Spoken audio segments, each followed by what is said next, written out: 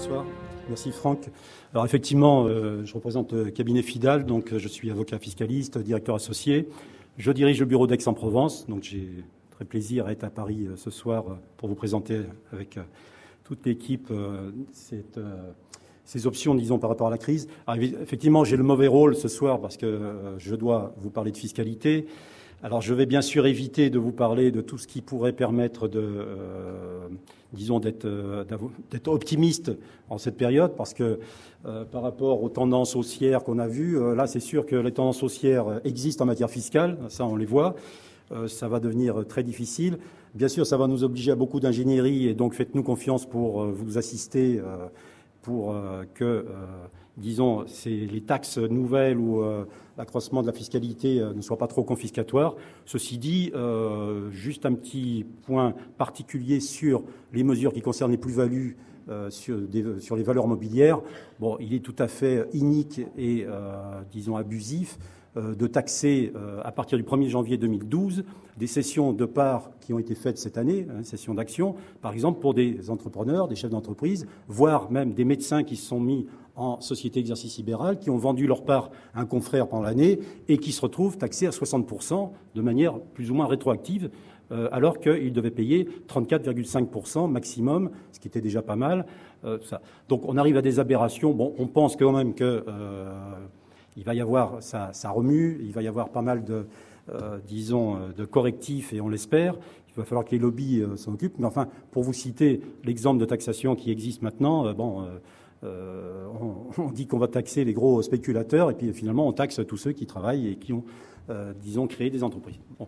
Ceci dit, ce n'était pas un point de vue politique, c'était simplement un point de vue de fiscaliste basique. Donc, la FIDAL, je vais passer rapidement. Franck, c'est quelle touche pour... Voilà. Donc, nous sommes le premier cabinet d'avocats d'affaires en France. Nous existons depuis 1922. Nous regroupons plus de 1200 avocats. Et nous avons toujours été, disons, dans une configuration de travail d'équipe. Il y a des spécialistes en fiscalité, des spécialistes en droit des sociétés, des fiscalistes en droit social, etc. Donc tout ça pour vous appuyer, vous, les PME, les particuliers, les sociétés aussi du groupe du CAC 40, dont on parlait il y a quelques instants, les professions libérales, etc. À ce titre, nous avons le plaisir donc d'assister, de conseiller patrimoine au travers de Franck Nogues depuis plus d'une quinzaine d'années. Donc c'est vraiment un partenariat de FIDAL avec conseiller patrimoine et avec Patrimoine dont vous parlera Nicolas Capéron, puisque nous avons eu la chance de créer cette société avec eux et de l'accompagner.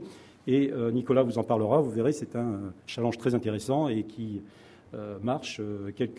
C'est comme l'immobilier à Miami, donc il y a quelques lumières dans cette mauvaise période, donc il faut en profiter.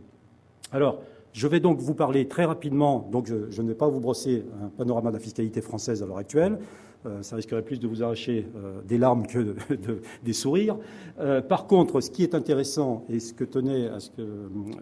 Franck tenait à ce que j'en parle, c'est de vous dire dans quel contexte vous pouvez investir aux États-Unis, notamment en Floride. Et Antoine donc vous expliquera exactement la nature de ces investissements juste après moi. Mais avant de vous préciser que vous n'êtes pas pénalisé si vous investissez aux États-Unis. Au contraire, on a un régime fiscal qui est plutôt favorable, qui est au pire neutre, et qui, donc, ce ne doit pas être un obstacle pour investir. Donc, privilégier l'aspect économique, bien sûr, la parité qui est encore intéressante, le produit qui est encore à des prix intéressants, puisqu'il n'y a pas eu de remontée de l'immobilier encore. On s'y attend, bien entendu, puisque les prix ont été très bas. Antoine pourra vous le démontrer. Mais au moins, vous savez que c'est simplement l'aspect économique qu'il faut privilégier. L'aspect fiscal ne va pas impacter le gain économique que vous allez avoir. Donc, on va rapidement revoir les notions de résidence fiscale. Comment sont taxés les revenus fonciers ? Et là, je vais me placer du côté du résident français qui investit aux États-Unis. C'est-à-dire, on ne va pas évoquer les délocalisations, quelqu'un qui part à l'étranger. Les plus-values, l'ISF, les droits de donation. Qu'est-ce que la LLC ? Et une des opportunités, si vous avez une société commerciale, donc vous exercez dans cette société, vous êtes chef d'entreprise, eh bien, réfléchissez à la possibilité de monter une holding. Ça va devenir de plus en plus à la mode si la taxation à laquelle je faisais référence se confirme, pour investir à partir de cette holding et notamment monter une LLC, filialiser une LLC aux États-Unis à partir d'une holding française. C'est très intéressant. Donc, rapidement, notion de résidence fiscale aux États-Unis, eh bien, à ce moment-là, il faut soit avoir la carte verte, soit avoir résidé aux États-Unis pendant un certain temps. Vous voyez, soit pendant la dernière année, soit pendant les 2 dernières années. Donc, je passe rapidement, ce n'est pas le cas qui va nous intéresser.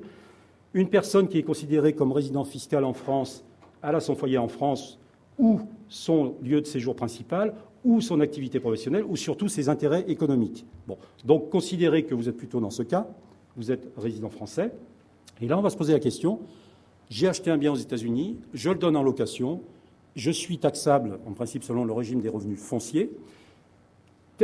À quelle sauce vais-je être mangé? Alors, ce qui est intéressant, c'est que les revenus qui proviennent d'un bien immobilier aux États-Unis sont imposables par principe aux États-Unis. Donc, ils sont taxés en fonction des déclarations fiscales faites à l'administration fiscale américaine. Et soit c'est le régime de base, le régime basique. Vous payez, c'est une sorte de retenue à la source, 30% du revenu locatif est imposé à la source. Mais vous avez la possibilité d'opter. Alors bien sûr, je ne peux pas rentrer dans tous les détails si vous voulez. Vous pourrez interroger Antoine plus précisément, qui a des avocats là-bas, bien sûr, qui se chargent de vos déclarations fiscales.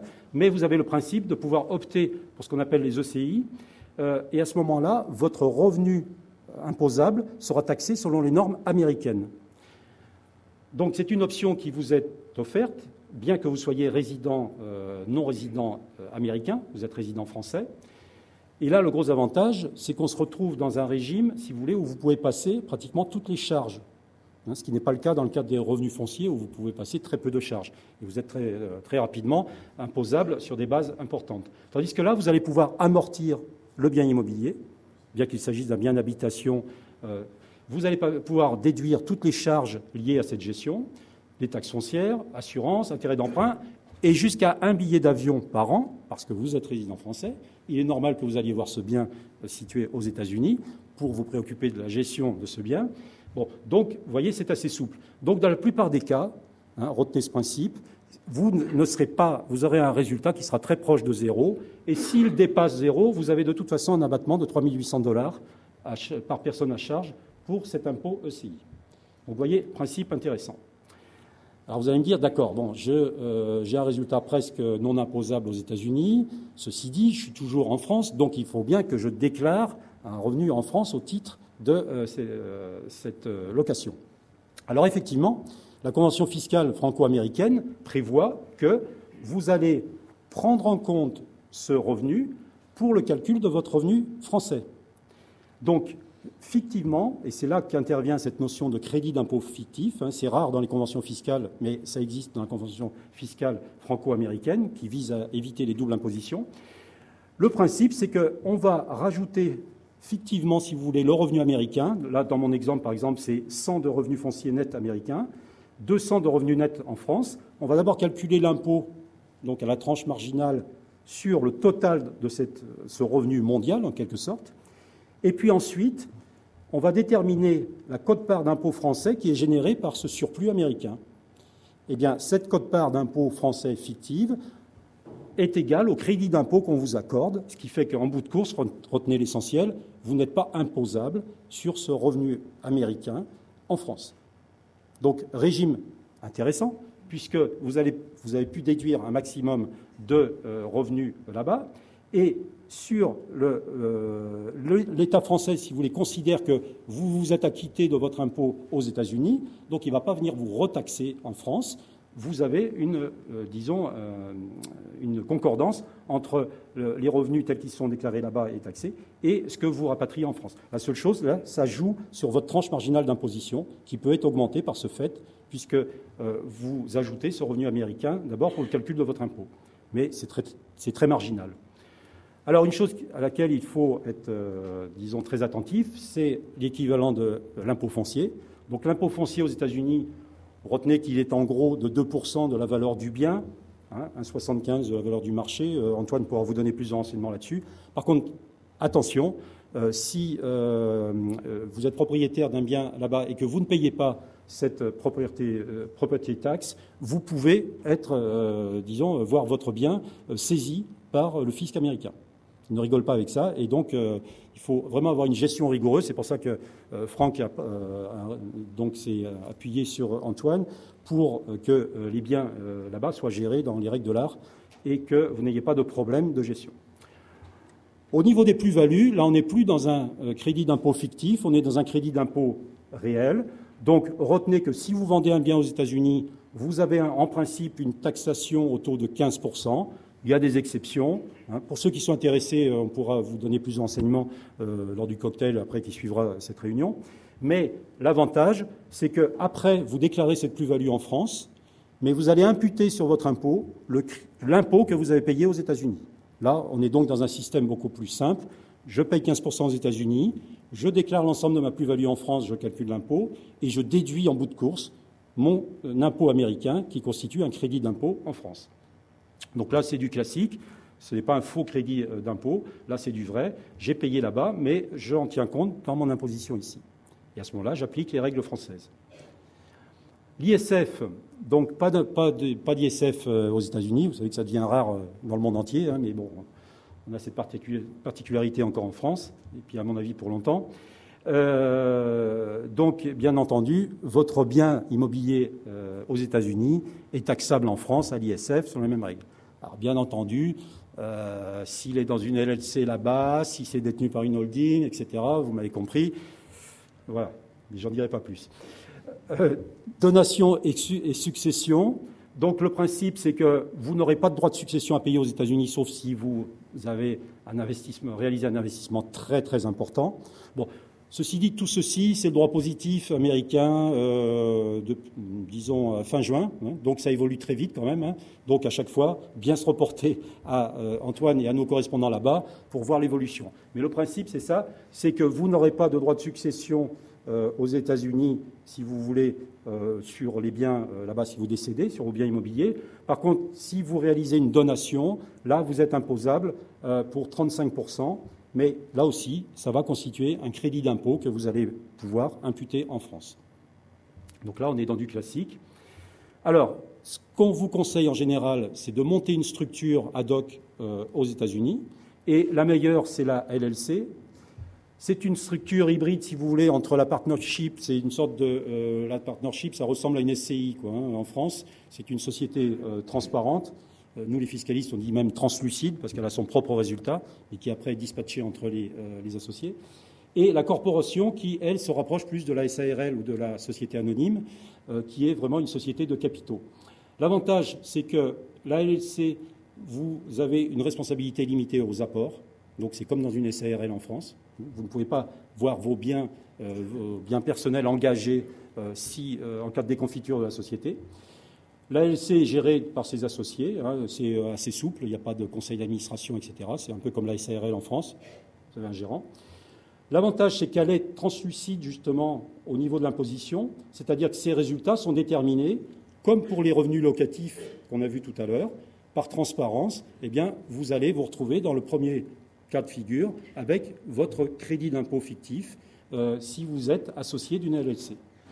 Donc, privilégiez cette société. Antoine pourra nous dire quelles sont les conditions de création de la LLC, voire les coûts, pour que vous ayez une idée.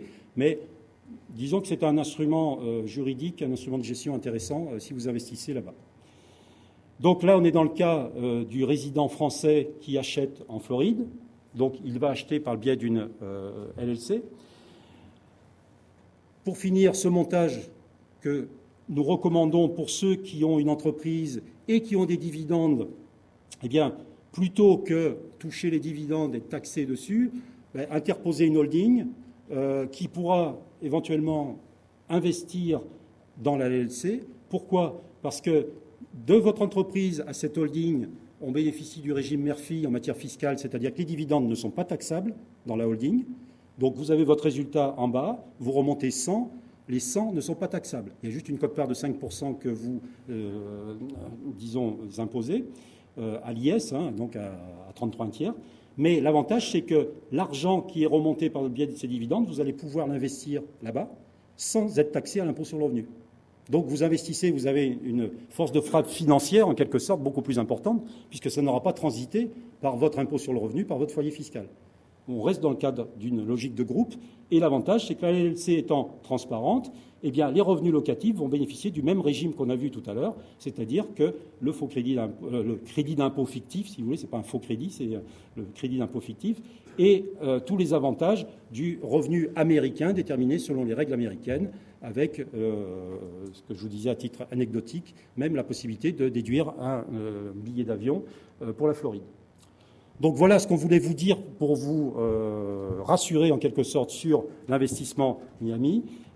Et en matière fiscale, donc on n'a aucun problème. Et vous voyez, il y a une très belle vue sur la baie de Miami qui devrait vous faire réfléchir. Voilà. Merci en tout cas. Merci Thierry.